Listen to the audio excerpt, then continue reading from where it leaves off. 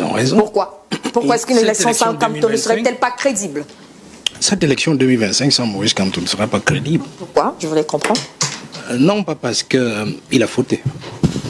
Parce que je lis des choses, hein. J'entends des choses, des contradictions. Il avait dit il ne part pas, après il dit qu'il s'en va. Oui, on n'en est plus là. Première question.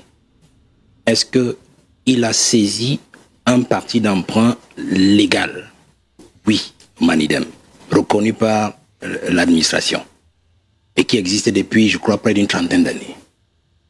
Deuxième question. Est-ce que le président de ce parti était celui statutairement prévu? Oui. Parce que c'est Anissé Kane. Je peux continuer? Est-ce que l'investiture a été faite selon les règles du parti? Est-ce que l'investiture a été faite selon les règles du parti? Elekam nous a répondu. Non. Non. Le motif de rejet. Je crois que c'est double investiture. Justement. C'est ça, non? Double investiture. Multiple investiture. Ça veut dire qu'il n'y a pas un problème sur l'investiture. Il y a un problème sur le nombre d'investitures. Ok. Ça veut dire que l'investiture a été faite dans les règles de l'art. Sous réserve que nous voyons les motifs de rejet des autres candidats. Vous voyez? Donc, je pose ces trois questions. Maintenant, je vais vous dire, pourquoi je vous dis que c'est important? S'il est hors jeu, ça n'aura pas de sens, parce que le fait qu'il ait donc été éliminé arbitrairement, parce que je posais ces questions pour qu'on se comprenne, qu'il a été éliminé arbitrairement. Suivez les débats, parce que vous avez parlé des réseaux sociaux tout à l'heure. Une fois qu'il a déposé, je crois jeudi ou vendredi, je ne sais plus. Alors, il y a des apparatchiks du parti et leurs alliés, ministres d'ailleurs, qui ont dit il a commis une faute. La loi sur les partis politiques de 1990, il devait d'abord démissionner et puis déposer chez le gouverneur. Et puis le ministre devrait prendre acte. Ce n'est qu'à partir de là qu'on pourrait penser qu'il a vraiment démissionné du MRC. Non. Cette loi agrège en fait le processus politique. Et elle ne prévoit pas tout ce qu'ils ont raconté. Je vous fais donc pas des débats. Ils ont commencé à le dire. Et puis, on a évolué dans le débat, plus tard, et on se rend compte qu'ils sortent sur la double investiture ou la multiple investiture. Vous voyez? Je vais vous prendre un cas. Prenez dans la liste. Vous allez voir qu'il y a des gens là-bas qui ont fait la même migration politique, c'est-à-dire partie de leur parti, pour avoir un parti d'emprunt. Ils ont donc enlevé la logique de vous devez démissionner avant et le ministre doit prendre acte. Sinon, ça aurait éliminé certains candidats. J'en parlerai peut-être un jour plus tard, pour que vous compreniez. Ils ont gardé simplement la double investiture parce que c'est ça qui correspondait exactement au professeur Maurice Kamto. Et vous allez donc voir que la double investiture a été fabriquée. Parce que ne nous leurrons pas. Ne nous leurrons pas, madame. Nous savons bien ce qui s'est passé dans le Manidem pour ceux qui suivent l'actualité des partis politiques. Monsieur Anissé Kane a repris le Manidem logiquement en 2018, je crois, 2018. Monsieur Yebga s'est abstenu de continuer au niveau judiciaire. Il est rentré au village, comme on dit désormais. Comprenez? Donc il a accepté que, pour le bien du parti, il préfère laisser le bureau continuer. Et le même Minat d'aujourd'hui, parce que c'est le même à ce même poste-là, qui avait signé un document reconnaissant monsieur Anissé Kane comme président du Manidem. Et en même temps, il faisait du mal à une autre présidente, c'est-à-dire Madame Kawala, en lui prenant son parti pour un certain Tita. Vous comprenez?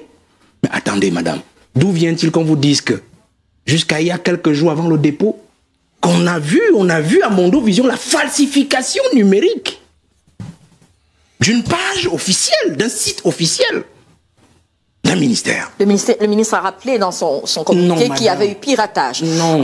Le piratage a donc amené à effacer le nom seulement de monsieur Anissé Kane.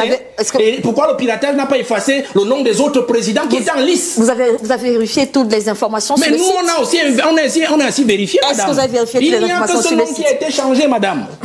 Il n'y a que ce nom qui a été changé. Donc je vais donc vous dire ceci. Je sors de là, je voudrais d'abord passer ces premiers éléments pour vous faire comprendre que 2025 sans Maurice Kamto, ça ne se fera pas. Mais je vais vous faire comprendre une chose. Pourquoi est-ce que ça ne se fera pas? Pourquoi est-ce que ce sera une élection, vous avez dit... pas crédible. Pas crédible. Pourquoi? Parce que ça c'est crédible, ça veut dire pour la population, pour le peuple qui attend le changement. Vous comprenez? Et je vais vous dire une chose. Peut-être je vais faire cette analyse aujourd'hui. Les aînés ont fait leur équation. Il y avait deux opposants en pole position.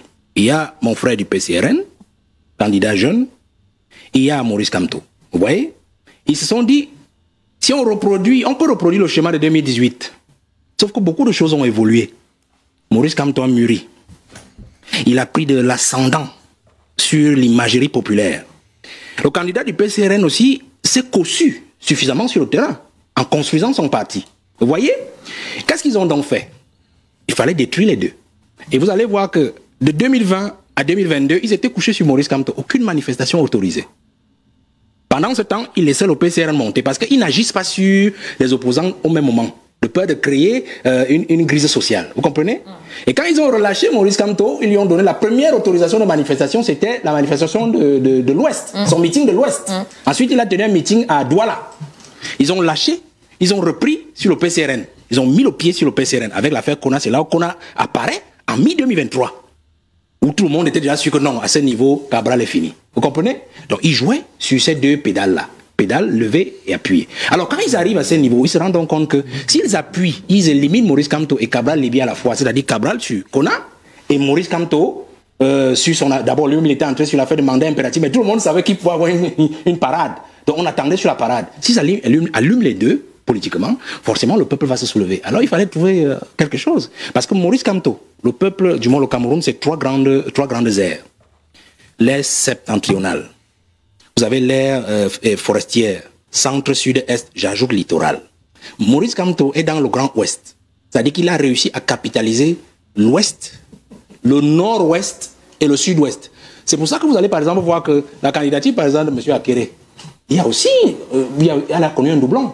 J'allais vous parler de cette candidature. Non, pour vous dire que Maurice Kamto n'est pas le seul à avoir une... Enfin, Manidem n'est pas la seule candidature qui avait eu mais justement, Univers est passé. Bon, sous réserve qu'on voit le motif de rejet de Univers.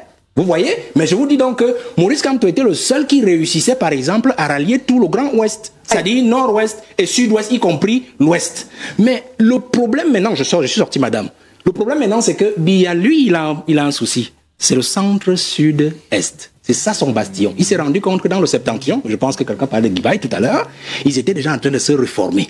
C'est-à-dire qu'afin de se retirer de l'affaire. Qu'est-ce qu'ils ont fait? Ils ont sorti Issa Chiroma et Bouba du chapeau pour aller arrêter la Bérésina de ce côté et de garantir à Biya qu'en octobre, il a déjà son bastion centre-sud-est et même littoral, on pourra analyser plus tard, et il pourra grappiller dans le septentrion et il pourra grappiller dans le Grand Ouest sans Maurice Kamto et rendre l'élection insipide. Je voulais aller savoir. J'ai vu par exemple vos militants se réjouir de l'élimination de Maurice Kamto.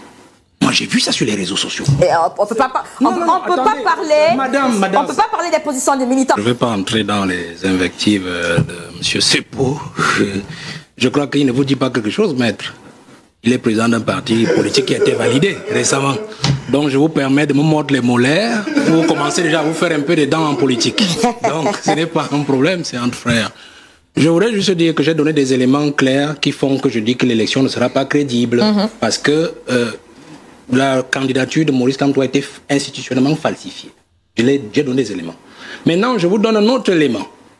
Pour voir pourquoi est-ce que je dis qu'elle ne sera pas crédible. Parce que M. Kamto, c'est d'abord l'animateur principal de la vie politique depuis 2019, qu'on le veuille ou pas. Il n'est pas question d'avoir 10 députés, 100 maires ou ainsi de suite. Nous les appelons les chauffeurs de salle. Avant l'entrée des grands artistes. Ce n'est pas parce que vous êtes très actif à l'entraînement que vous êtes le meilleur joueur au terrain. S'il vous plaît. C'est 1 minute à Valère Bessala. On reviendra. Oui, Valère, allez-y terminer, je vous en prie. S'il vous plaît, monsieur Sepo. Il y a toujours les chauffeurs de salle. On parle du deuxième à l'élection présidentielle. Il ne peut pas être qualifié de chauffeur de salle, monsieur Sepo. Il y a eu l'élection en 2020, madame Ditaga. Oui. Vous dites quoi du PCRN? Allez-y. Monsieur Sepo, je ne joue pas à One is Bet, des jeux de hasard. Alors, je voudrais... Sans publicité.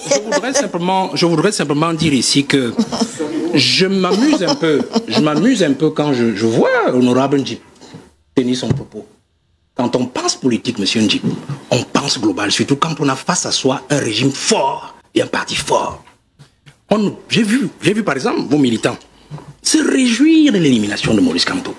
Moi, j'ai vu ça sur les réseaux sociaux. Et on peut pas parler. Madame. On peut pas parler des positions des militants parce qu'on peut parler également des militants qui se réjouissent. C'est les cadres du parti. Hein. Oui, les cadres du parti, je fais des images. Quand je dis militants, c'est cadres du parti. Parce que j'ai voulu un peu les excuser à ce niveau.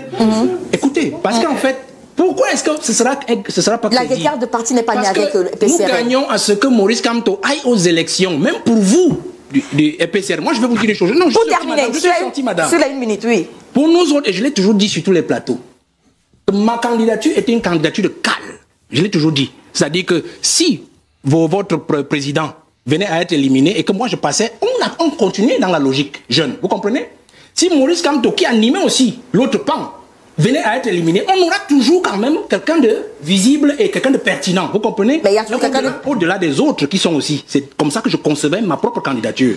Donc nous ne devons pas concevoir nos candidatures face à notre adversaire commun comme étant des candidatures exclusives des autres.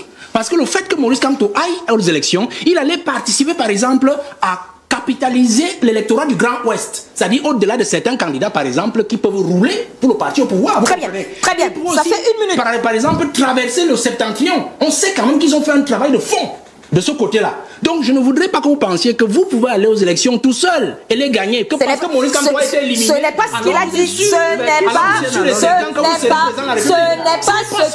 Nous sommes dans un combat où il faut mutualiser les forces. Nous devons nous assurer que tout le monde, du moins les plus vaillants et les plus pertinents, aille jusqu'à la ligne d'arrivée, quitte maintenant à trouver qui va la traverser. Je pense que ce ne serait pas faire allégeance au professeur Maurice Kamto que de dire que s'il n'était pas présent, elle ne serait pas crédible. Pour différentes raisons. Il a été le candidat numéro 2. Il a occupé pendant tout le temps, depuis 2018 ou plus particulièrement 2019, jusqu'à ce jour, l'actualité. Tout à fait. Et puis, il faut dire que dans les derniers jours, qu'on le veuille ou pas, tout a été fait pour qu'il soit pratiquement la cible de tout le monde. On a vu tout un ministre délégué à la justice qui a pronostiqué déjà par avance, chacun pour sa raison. Il n'a pas d'élu, ça c'était une raison juridique. Lui-même a accentué le problème en indiquant qu'il y avait une question de mandat impératif. Puis ensuite, il n'avait pas fait valider un certain nombre de documents au bon endroit. Puis après, il n'a pas démissionné de son parti. Bref, il a une telle cible d'attaque que je pense que qu'on le veuille ou pas, n'oubliez pas ce que je vous ai dit. Justice is not only to be done, but must be seen to be done. Vous n'allez jamais enlever l'esprit de gens que Maurice Kamto a été fait l'objet d'une injustice. Et j'ai même envie de vous dire que même le motif qui est invoqué par Alekam peut être même dans son principe discutable. Double investiture. Ce qui est sûr, c'est qu'il y a, et quelqu'un l'a rappelé ici tout à l'heure, il y a une mémoire qui peut permettre d'indiquer que voici les personnes qui sont en mesure d'investir convenablement. Donc il ne peut pas y avoir de double investiture. Il n'y a que deux possibilités. Soit ils ont l'ensemble des éléments qui leur permettent de valider une pour pouvoir rejeter l'autre, tout à fait, rejeter l'autre, ou alors tout simplement de constater que les éléments de base, c'est-à-dire le parti, n'étaient pas en capacité d'investir qui que ce soit. Or, tel n'est pas le cas. Je pense que le Conseil... Très bien. S'il vous plaît, on va prendre... C'est Maître Assira qui a la parole. C'est Maître Assira qui a la parole. C'est Maître Assira qui a la parole. C'est Maître Assira qui a la parole. Et il n'a pas fini. Et Maître Assira a 20 secondes pour terminer. Je vous en prie. Je vous en prie. Je vous en prie. Je vous en prie. Je vous en prie. Cette attention. Avocat de ce candidat, vous allez le défendre conscient constitutionnel. Vous avez organisé la défense des candidats sur votre plateau. Dites-moi, moi je n'ai pas été recalé. Ce sont les avocats qui vont défendre les candidats. Je vous en prie. C'est au Conseil constitutionnel, pas sur votre plateau. Faites attention aux documents qui circulent. Il y a beaucoup de fake. Justice is not only to be done, but must be seen to be done. Je pense que même le Conseil constitutionnel... Je pense que même le Conseil constitutionnel le sait. Très bien. Je peux dire que ne soyons pas surpris. On va prendre une pause. Ne soyons pas surpris de pouvoir le voir s'acheter une crédibilité. Élection présidentielle au Cameroun, c'est chaud. C'est vraiment chaud, c'est vraiment chaud. Souvenez-vous, il y a un parti, le Malidem, qui a décidé d'investir le professeur Maurice Kamto du MRC, parce que lui n'a pas les élus pour se présenter aux élections. Mais ce qui se passe, c'est que le président du MRC, qui s'est fait investir par Anissé Kané du Malidem, ce dernier n'est désormais plus reconnu par le ministère de l'Intérieur, Son nom a été carrément modifié cette nuit sur le site du ministère de l'administration territoriale, qui est l'équivalent du ministère de l'Intérieur en France. On a changé le nom du président pour mettre le nom d'un certain Dieudonné Yebga, qui est celui-là reconnu par le ministère de l'Intérieur comme président du Malidem. Conséquent, si cela est confirmé après par le Conseil constitutionnel, l'acte signé par le président du Malidem investissant Maurice Kamto devient nul. Gros danger. Gros danger, grosse épée de Damoclès sur la tête de Maurice Kamto. Qu'est-ce qui va se passer? Qu'est-ce qui va se passer? Les élections camerounaises avec pas mal de rebondissements, 83 candidatures, une investiture inattendue, un parti entre guillemets appelé Yango par les adversaires. Qu'est-ce qu'on n'a pas encore vu? Qu'est-ce qu'on n'a pas encore vu? En tout cas, on n'a pas encore tout vu. Ça ne fait que commencer, nous sommes qu'en pré-campagne. Mais qu'est-ce qui va se passer si jamais Maurice Kamto est débouté par le Conseil constitutionnel? En tout cas, ses partisans sont aux aguets. Ils attendent ce qui va se passer. Nous aussi, on attend. On verra bien ce qui va se passer. On a hâte. Vous voulez créer du contenu qui captive, qui informe. Vous voulez partager votre expérience, votre expertise avec le monde. Vous voulez gagner de l'argent avec ce que vous aimez. Alors, ma formation, elle est pour vous. Cette formation, elle est taillée sur mesure pour vous. Dans cette formation, vous allez apprendre à vous lancer dans la création de contenu, à choisir le bon format, le bon support. Dans ma formation, on apprend à trouver sa niche. On apprend à trouver sa valeur ajoutée, sa proposition unique, sa cible idéale. On apprend plein de choses dans cette formation. Dans ma formation, on apprend à trouver son rythme, on apprend à planifier son contenu, à optimiser son temps tout en restant motivé. C'est une formation accessible à tous, que vous soyez expérimenté, débutant, voilà, que vous vouliez créer du contenu audio, vidéo, écrit ou multimédia. Cette formation, elle est pour vous. Vous devez absolument l'apprendre. Alors cette formation est flexible, vous pouvez la suivre à votre rythme, selon vos disponibilités, vos besoins, vos envies. Elle ne coûte pas cher. 150 € pour tous les résidents en Occident et 75 000 francs pour tous ceux qui résident en Afrique. 75 000 francs CFA seulement. Alors qu'est-ce que tu attends? Souscris rapidement à cette formation parce que les places sont limitées à 50 places maximum et il y aura des formations chaque mois. Chaque formation dure 2 semaines minimum et 1 mois pour ceux qui ont du mal. Il y aura 2 semaines en plus de rémédiation pour essayer d'aider les autres. Alors, appelle ce numéro rapidement et surtout, écris à cet email pour souscrire à cette formation. Voilà, le numéro, je rappelle, 0467 81 59 18, précédé du plus 32. Donc, je reprends, plus 32 0467 ou alors plus 32 467 81 59 18, disponible bien sûr par appel et sur WhatsApp ou alors écrivez-moi tout simplement par mail pour souscrire à votre formation. Donc je vous attends nombreux et les places sont très limitées. Donc à très bientôt.